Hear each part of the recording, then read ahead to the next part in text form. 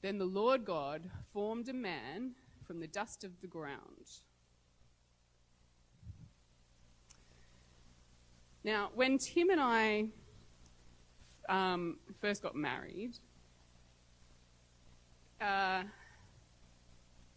even before that anyway, but it became clear to me when we got married that something about him, and the way that it became clear, something that I didn't like, was every day, I was quite excited, we were excited to be married, and he worked, I worked as well, but I don't know, for some reason I think he used to get home after me often, and so I used to go, and he told me recently, or a little while ago, that he used to love it when I would run to meet him at the door when he came home from work.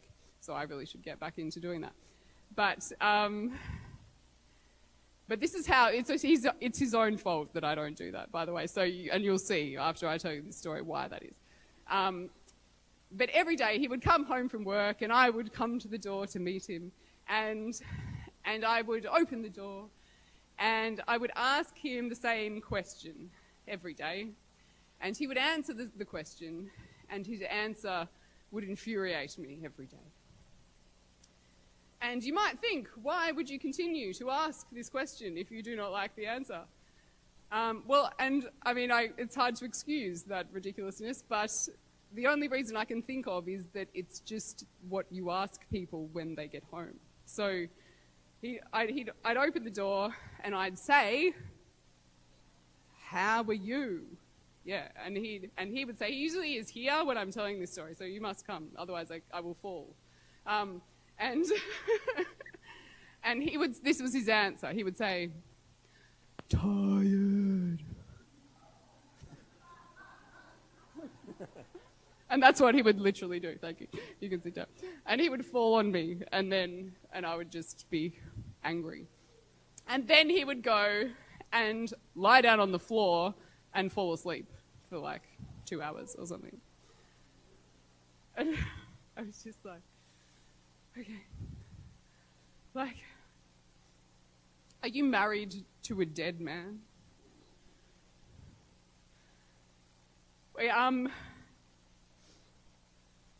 He was really, as well, another thing that really irritated me about him was he was very unreliable.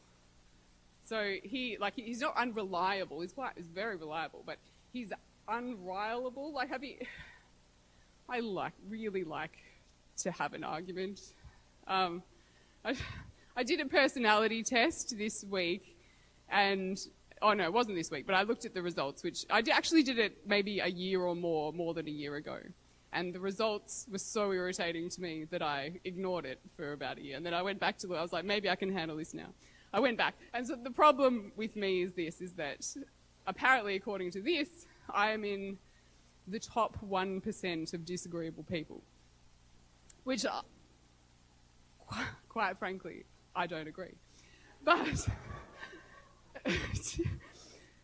anyway, I like a good argument. My kids will tell you I like to yell. It's very releasing. It's cathartic. It makes me feel better. And but Tim will not participate in any form of arguing with me. If I pick a fight, or if I point out something I don't like about him, he will go into internal, withdrawn, contemplative mode, where no words will proceed out of his mouth and no emotions other than, when will this ever end, leave his face. So that was very, very annoying to me, because it makes me look bad. Like, if he would yell back at me or something, or or say something, I wouldn't look so bad. But anyway, very it's just, yeah. Are you married to a dead man? How do you wake him up? We were good little Adventists when we got married, We didn't do the deed. I'm just trying to keep it PG. I'm not afraid of the words. The words will be said this afternoon, but I'm mindful that this is a multi-generational audience. So,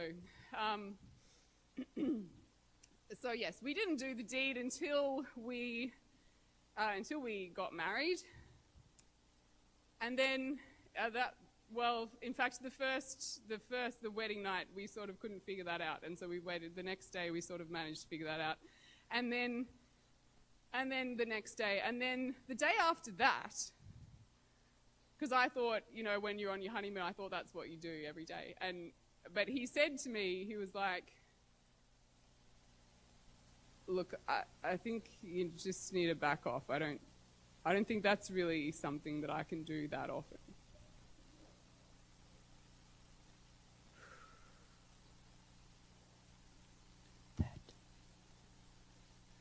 So, are you mad? This is so not what I thought a man was. And I was just like, what is, and forgive me, but I'm attractive. I'm like, what's wrong with me? It's like, what is wrong? And I just, do you ever feel like you're married to a dead man?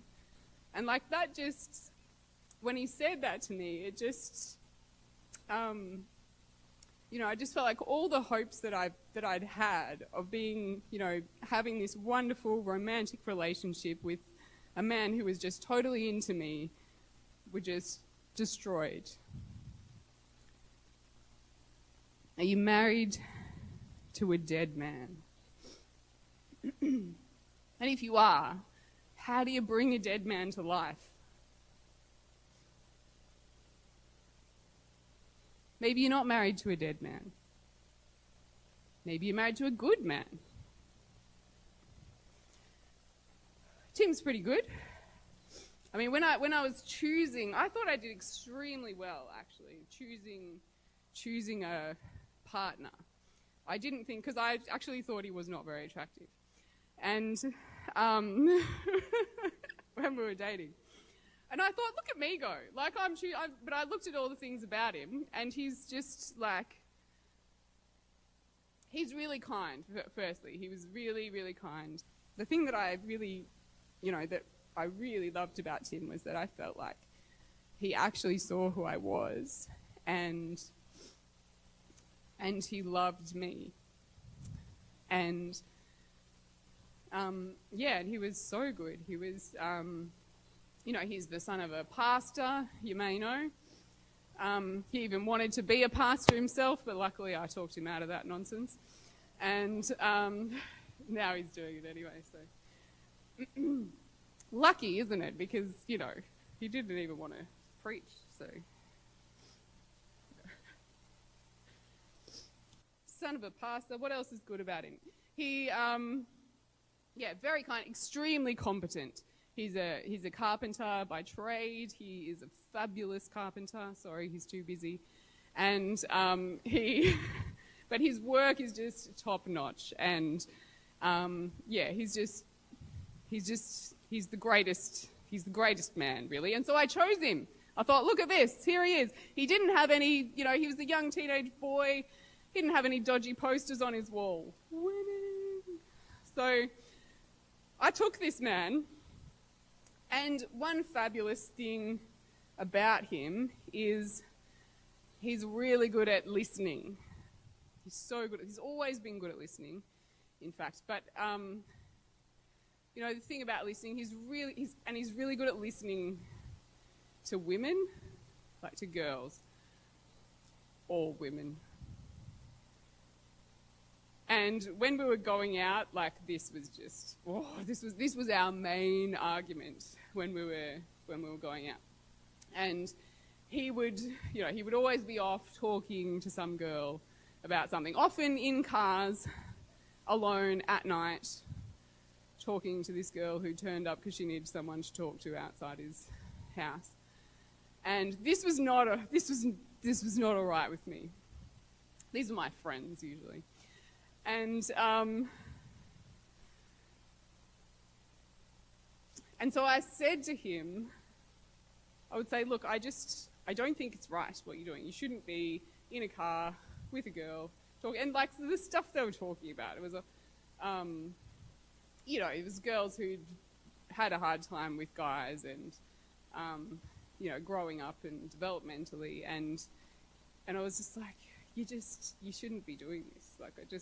For a start, it hurts me, and secondly, I don't think it's right. And he would say to me, well, look, these girls, they've gone through a really hard time in life. I'm not interested in them. They know that I'm with you. And they just have nobody to listen to them. And are you married to a good man? Like, how do you answer that?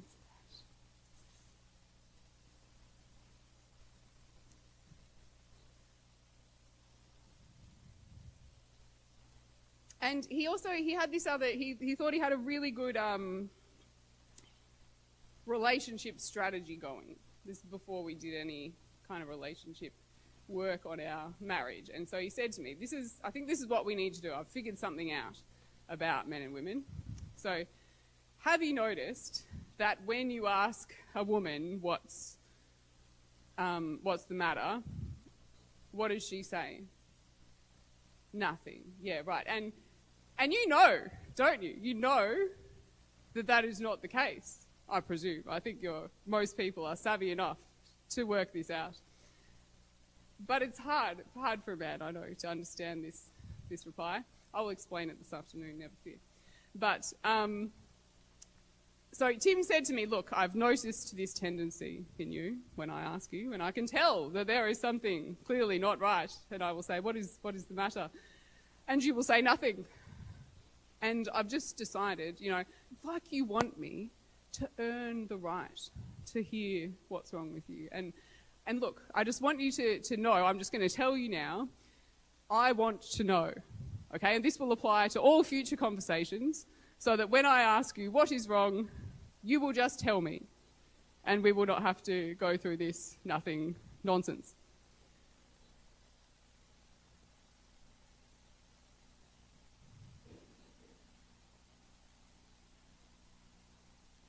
Are you married to a good man? Like, just I don't know how do you answer that? It's just, I don't. Oh, this is the kicker.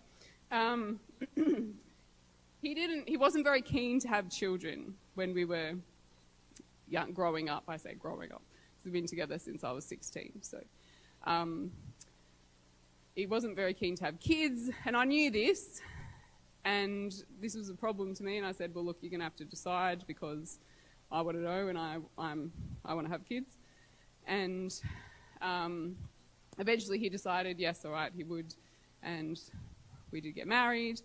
And I don't know if you've ever did you do pre-marital counselling, and you have to fill in this questionnaire and say, when do you expect all these things to happen, and just so that you've got things to talk about, and you can see, are we on the same page as to when we're expecting to have kids or do different things in life. And so and you do it independently, so you don't know what the other person's writing.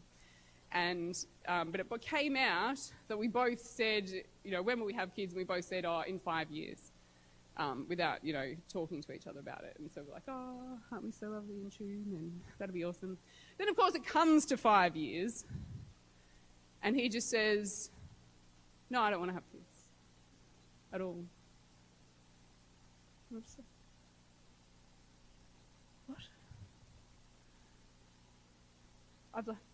I know, we talked about this, and he was just like, no, I just can't. I can't.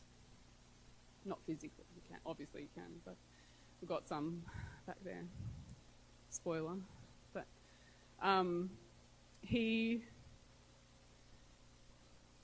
this is his reason why he can't have kids. He says, because I get angry, and I really think I have an anger problem. And I'm too afraid that I might hurt them if I got angry, and so we can't have children.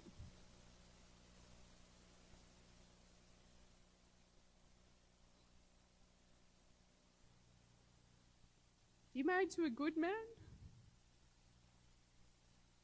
Like, how am I supposed to argue with that reason? I go, no, you'll be right.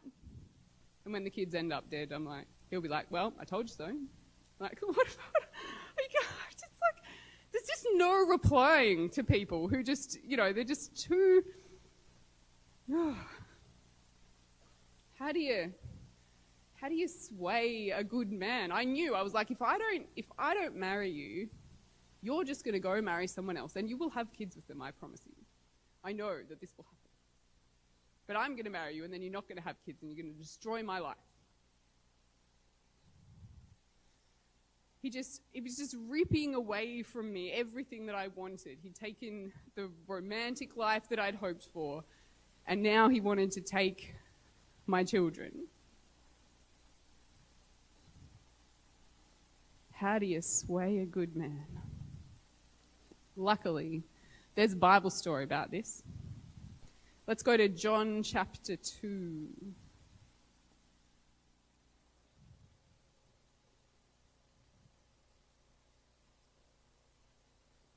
Oh, that's right. There's no point in looking it up in there, is there?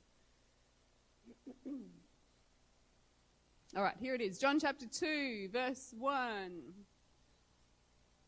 So, on the third day, a wedding took place at Cana in Galilee. Jesus' mother was there, and Jesus and his disciples had also been invited to the wedding. When the wine was gone, Jesus' mother said to him, "They have no more wine." "Woman, why do you involve me?" Jesus said. "My hour has not yet come."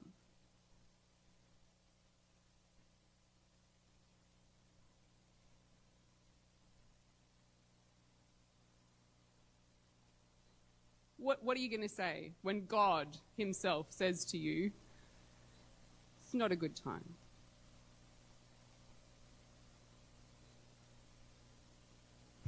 I like it.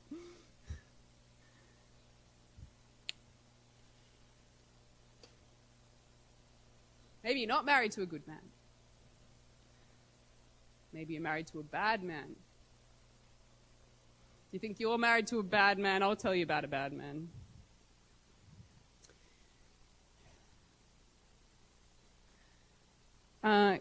King Xerxes was the son of Darius first, king of the Medes, and his mother, who was the second son, I should note, of Darius.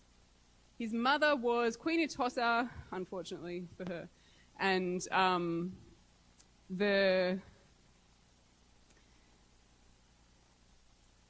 she was the daughter of Cyrus the Great. So Darius is the one, Cyrus is kind of in charge of the whole Medo-Persian Empire. Darius has been put in as ruler of Babylon. And so he's taken Atossa as his second wife and had a second child. I know, just try and bear with it, it's not her fault. And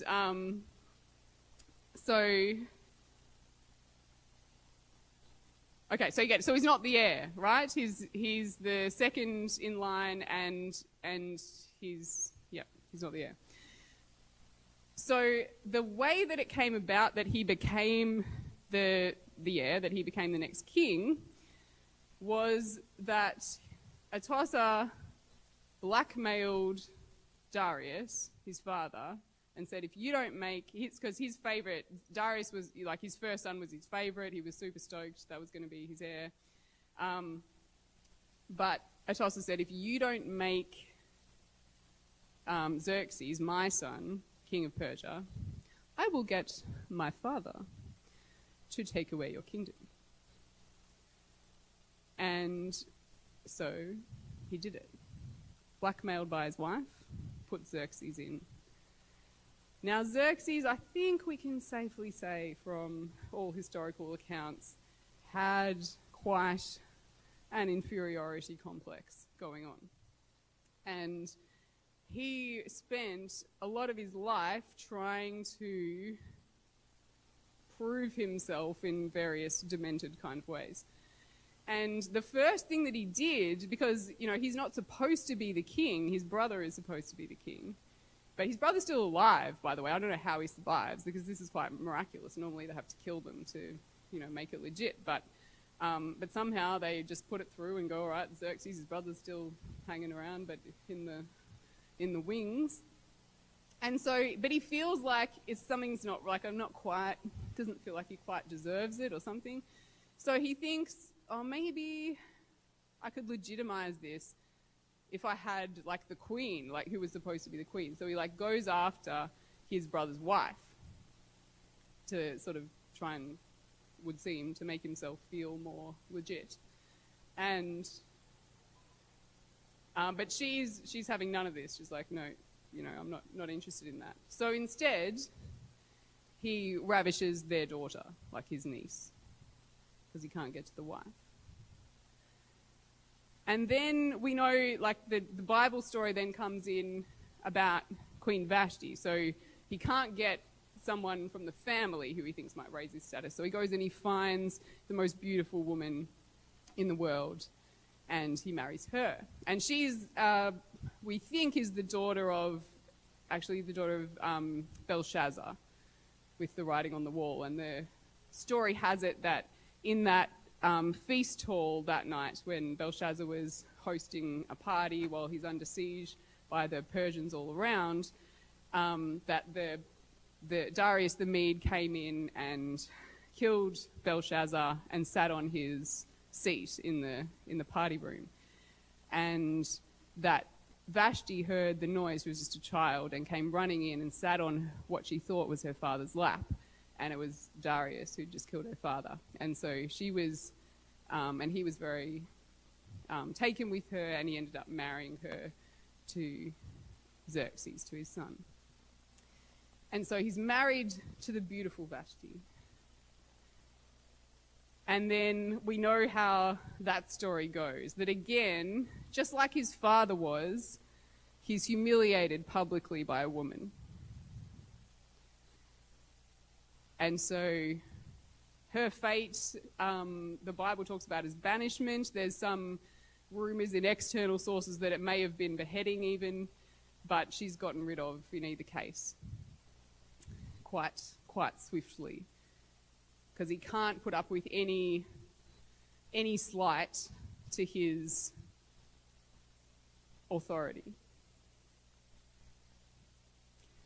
Are you married to a bad man? Xerxes wants to prove himself, because he hasn't done real well so far. He's embarrassed. He's not supposed to be there. So he thinks, what can I do? What do kings do? They're like, oh, maybe I'll go fight someone and conquer some more territory. That'll do it. So he goes, and Darius had already tried a military campaign in Greece. He tried to conquer Greece, and he'd failed. He hadn't been able to finish it. So he thought, here's my chance. I will take Greece, the thing that my father couldn't do, right? I'll be the man who can do it. And so he gets together this enormous army, absolutely ridiculous. He gets, sources say, somewhere between 70 and 300,000 men in his army, and there are 7,000 Greeks total that he's going to fight against. He takes them, he's getting them ready, and he's got this general who has 5 sons, and I guess they all know they're going to war. They know the Greeks, like the Spartans especially, the most fierce fighters of the time, like, or maybe even ever. And so they know who they're going to fight.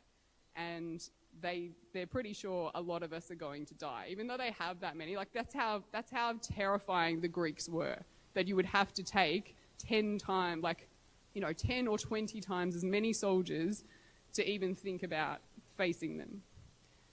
And so they know, they're like, we're all going to die.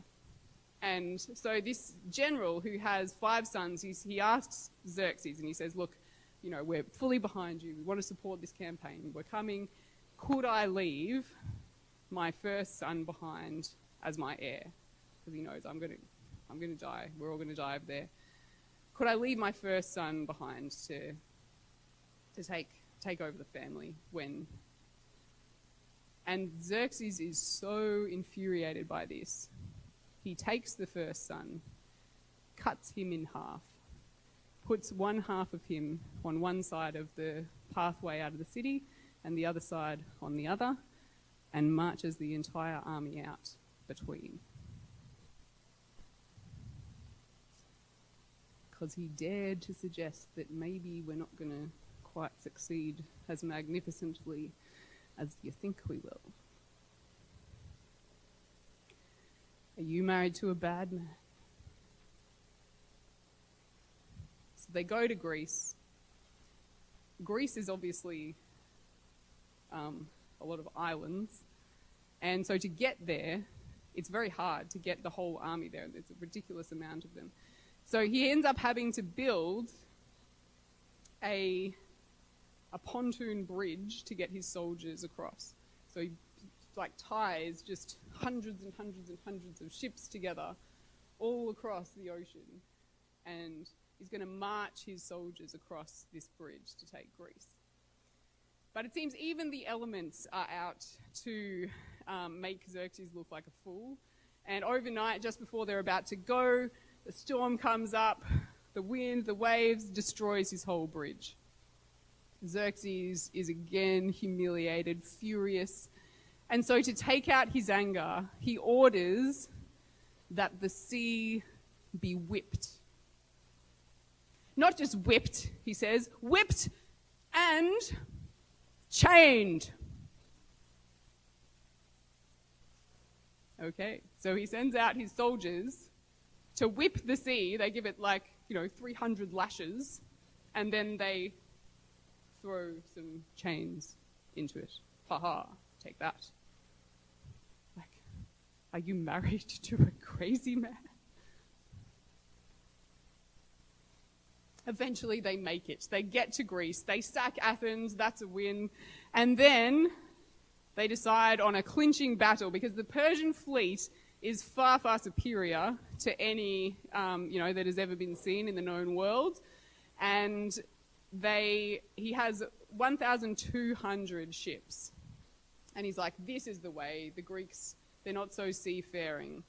And they certainly weren't, but they had a very smart man, Themistocles, in their ranks who'd been in the first war against Darius, and he's like, guys, we've got to build some ships. So they did, but they had 300 Greek ships, 1,200 Persian boats. And Xerxes is like, we have got this down, guys. This is my moment. I'm going to prove myself. I'm going to do the thing my father could never do. I'm going to come home. I'm going to be a hero. Everyone's going to think I'm the man, and I will finally, I will be it. And so he builds on the headland a giant golden throne so that he can sit on the throne and watch his magnificent victory. And the battle took place in the Bay of Salamis. And unluckily for Xerxes, Themistocles again, who is just the most superb military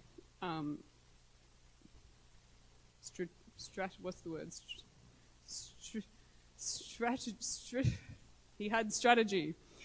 And brains really triumphed over brawn. The Greeks knew how that bay worked. They knew where everything was. And Xerxes sat on top of his golden throne with a superb view of the Bay of Salamis and watched his fleet sink to the bottom of the ocean. And then he went back to Persia, to Babylon, with his tail very much between his legs. And it's at this point, all his people back in Babylon are absolutely terrified, right? He's come back humiliated again. We know how he acts when he's like this. And they're just like, what are we going to do? And do you know what they do? They suggest a beauty pageant. They say, let's get his focus off of all of us and give him something to keep him preoccupied. And so they bring him beautiful woman after beautiful woman after beautiful woman every single night to just keep the man happy, keep him away from us, or he will kill us all.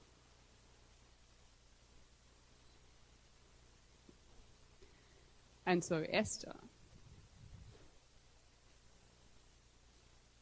gets tasked with changing the mind of the most deranged, cruel man who has possibly ever existed.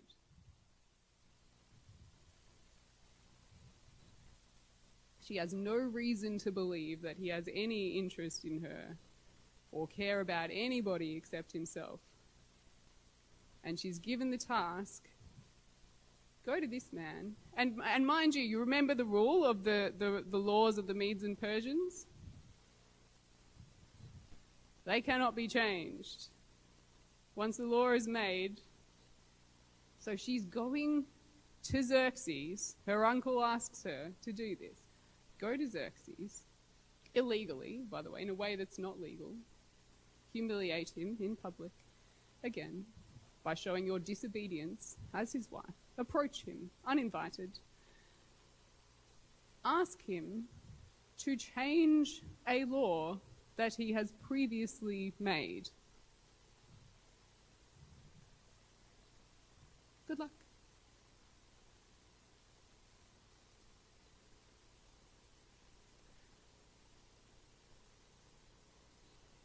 How on earth do you move a tyrant? Now,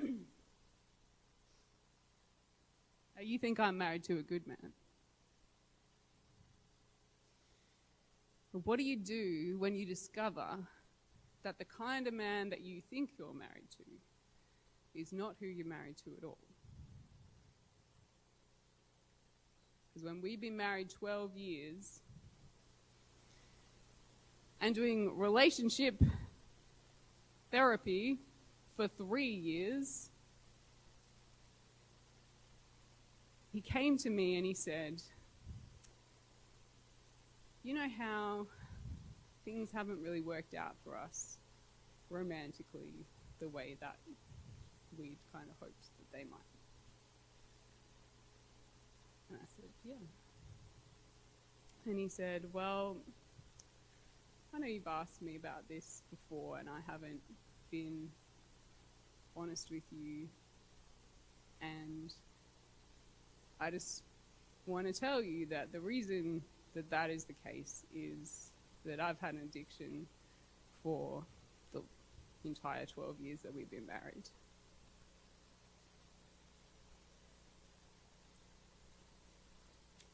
You married to a bad man?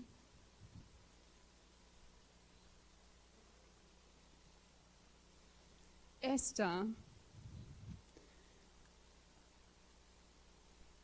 like her life is literally in his hands.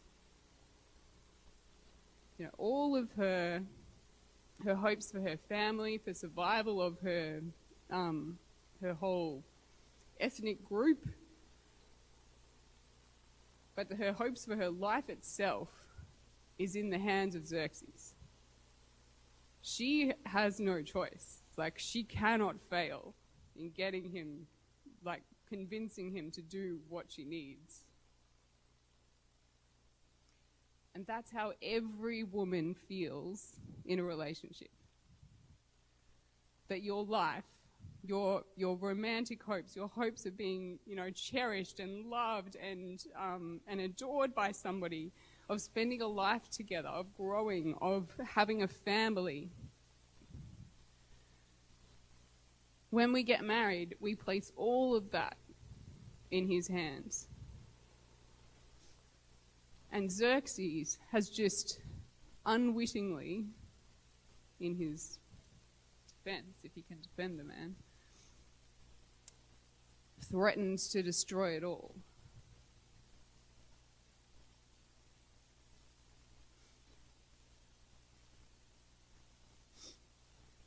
And that's how I think it is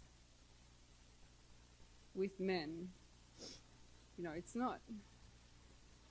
But just so you understand how it feels for her, that her whole life, and when she comes to you with a request, you hold that. He holds the whole power over whether we have children or not. If he doesn't want to, I can't do anything about that. And I've got no other shot, right? That's, if I've committed my life to him, that's my whole life. The stakes are very high. And it often feels like, your life depends on it. And you have to come to him with a request that maybe you've made 100 times before, and you're pretty sure you know what the answer is going to be. What do you do when you must succeed?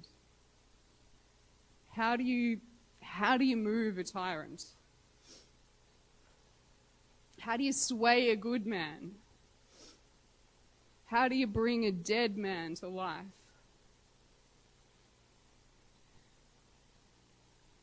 I don't know about you, but some of the options, but Esther has none of these options, right? My go-to, well, I would say, no, my go-to, force. That would be my favorite. Very disagreeable, as you remember. But secondly, if I can't get force, I would certainly go a bit of manipulation if I could angle that. I'm pretty good at that because I'm studied a lot of psychology, so I can usually manage to make that work. But the results, you might get that thing, but you don't exactly get all of the things that you wanted along with that. And Esther has none of these options.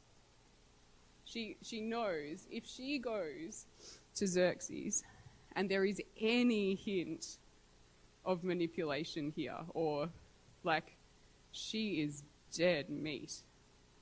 Like Xerxes is finely attuned to being made fun of and being taken advantage of and being manipulated or blackmailed or humiliated by women especially. She knows she can't even think of trying that. Secondly, he's the king of the whole world. She has no power to offer in this scenario. He's already shown that he's quite willing to dispense of queens, and, it doesn't matter how beautiful they are. It's not going to help them. She can't seduce him. He's got a whole harem.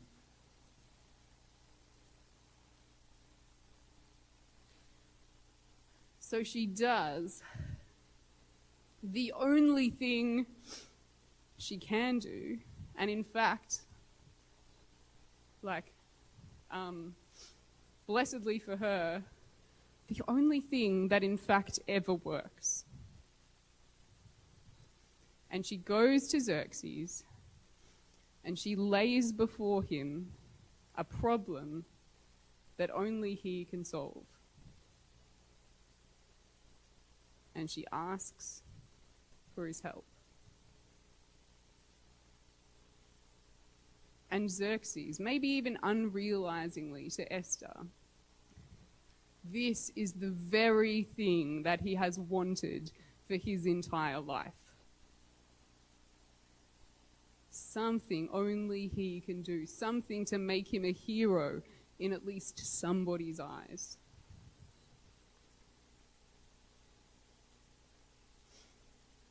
And she gives it to him. And Xerxes, without one single thought for himself, for his reputation, for his pride, like that, he helps her.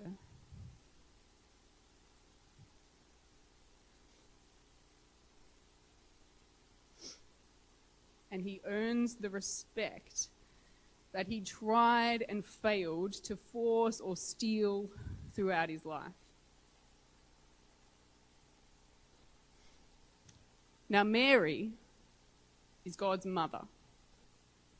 But if you think about it this way, she has a lot of relationships going on here, that poor woman.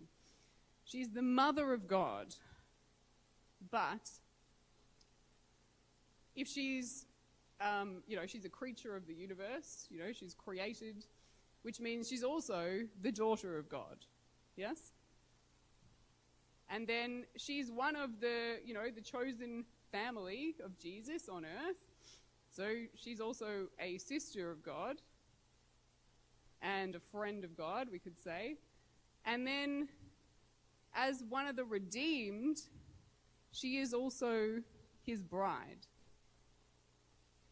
Is that true?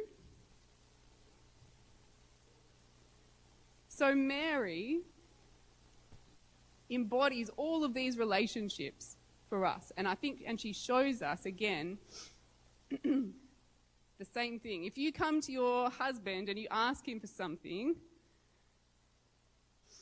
what do you do when you don't get a favorable response? Or do you think if he was a good man, he should give you a favorable response?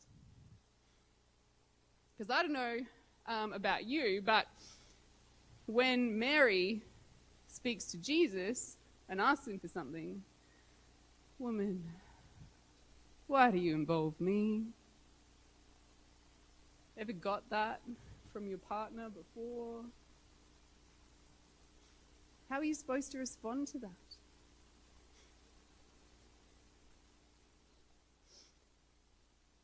Usually, I guess what I would do... Sorry? Yes, that's right.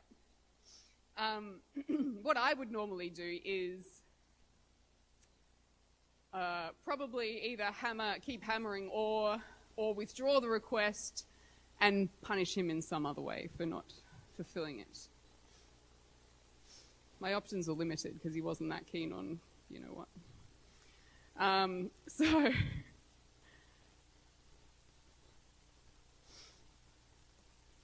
But Mary shows us a different way. And I believe like it's akin. It's the same thing that Esther is doing. If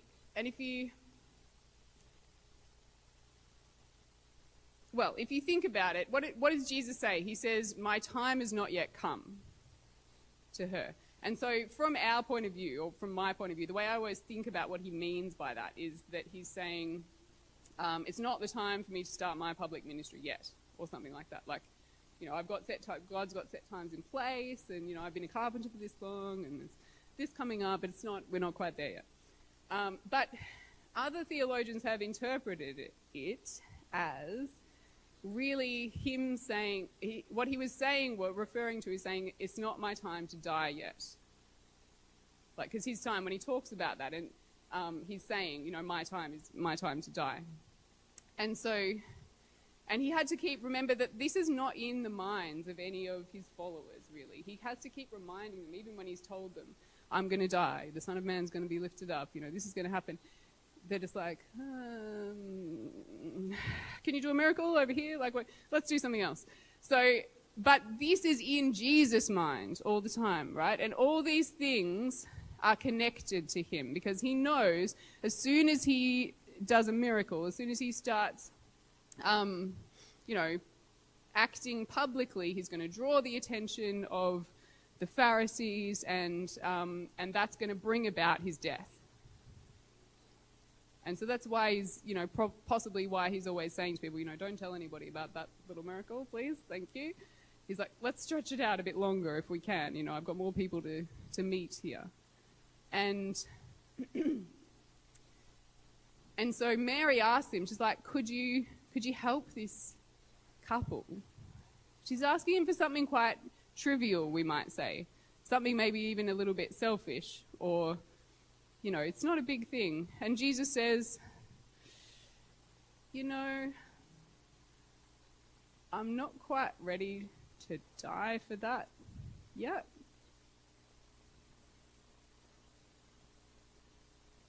You know, he sees it as, and you've got to think about this in terms of what it means for a man to fulfill a request that you're bringing him. Anything that I ask Tim for always involves a sacrifice of either his time, money, energy, which is of a premium with Tim. And, like, I'm asking him, anything that I ask him is a death for him to die to himself and what he wants to do right now, or what he wants to spend money on, and do what I want. Right? Any request that I bring to him asks for him to sacrifice himself.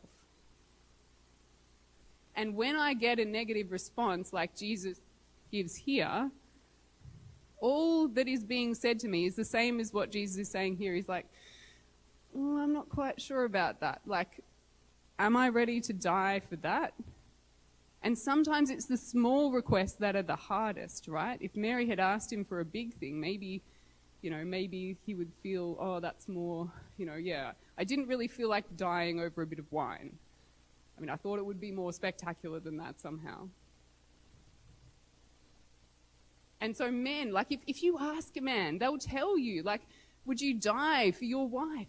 Yes. Like, would you climb a mountain? Yes. Like, would you do the hardest thing? Yes. Like, they do. They love you. They want to. But when you ask for that little thing, they're like, oh, I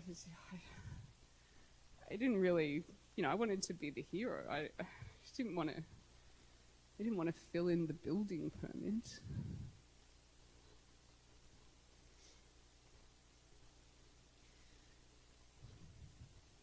But Mary shows us the way, right? So when I realize that, I don't want to go, oh, I had no idea I was asking such a big thing. I will take it back. But no, Mary shows us, right? Know what you're asking.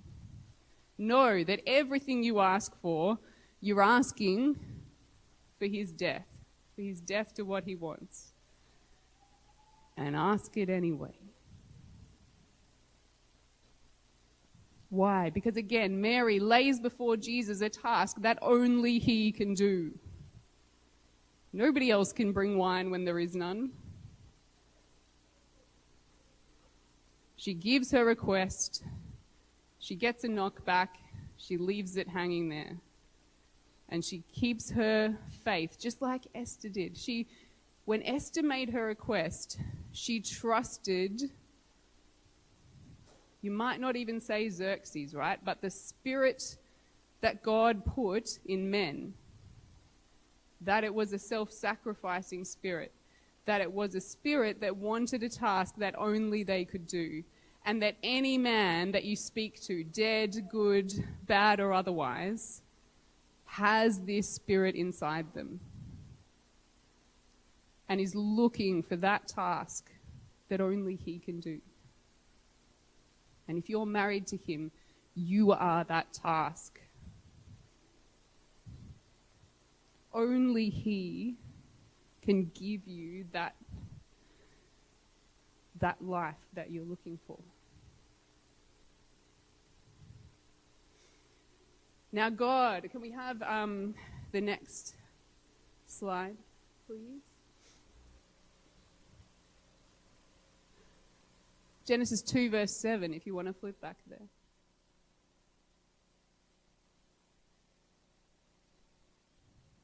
Then the Lord God formed a man from the dust of the ground and breathed into his nostrils the breath of life. And the man became a living being. Now, what does that mean? He breathed. How do you bring a dead man to life? Let's see. I always like to use, there's another verse we could look at. Is there another slide there? Yeah. So 2 Timothy 3 verse 16 gives us a bit of a clue to this. And you might want to look it up in your Bible if you have one, because this is how, like through different translations, this is how we get an understanding into this a bit.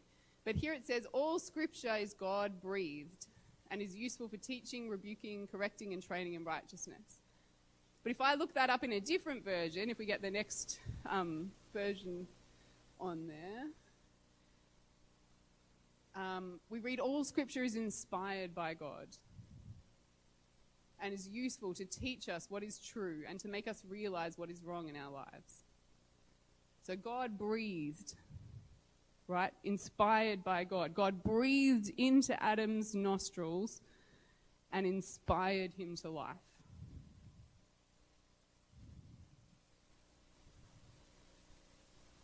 And if you look at it, God does exactly the same thing when he's working with a man, right? He makes a whole world and he makes one man.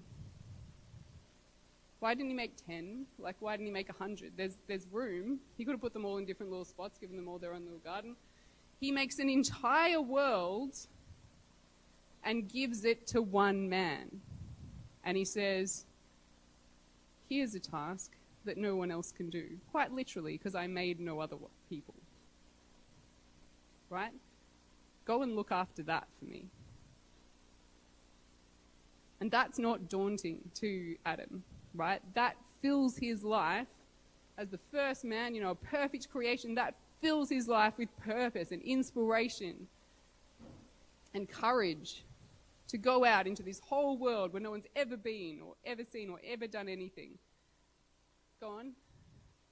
There's your life. There's your life's purpose. Go do it.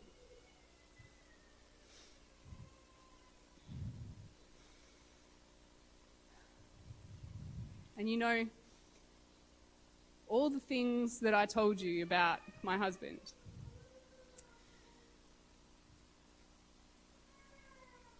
you might, the dead ones you might forgive him for, the good ones you might think that he was on the money. But the one that you probably condemn him for the most, that day that he came and he confessed to me his addiction, was the day that he offered me back all of my life that I had placed in his hands when we got married, and that he so casually and unwittingly threatened to destroy. And that day, I fell unreservedly in love with him.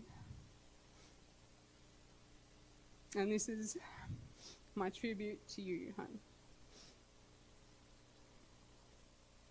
If you had seen my heart the way that nobody else did and did not want to marry me, it would have been enough.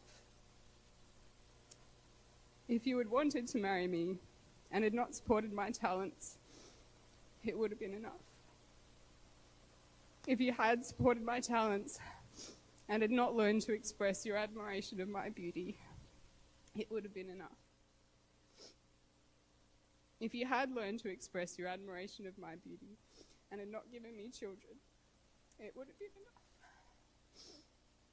If you had given me children and had not decided to commit yourself wholly to my happiness, it would have been enough. If you had committed yourself wholly to my happiness and had not learned to listen to me, that would have been enough. If you had learned to listen to me and not chosen to take the weight of our whole mess of a relationship on yourself, it would have been enough. If you had taken the weight of our whole relationship upon yourself and had not helped me see more clearly who God truly is, it would have been enough. If you had helped me see who God truly is and not shared with me this ministry that continues to weld us closer together, it would have been enough. If you had shared with me this ministry and not given me space to make peace with my family, it would have been enough. If you had given me peace to make space with my family and did not give me the home that I longed for, it would be enough.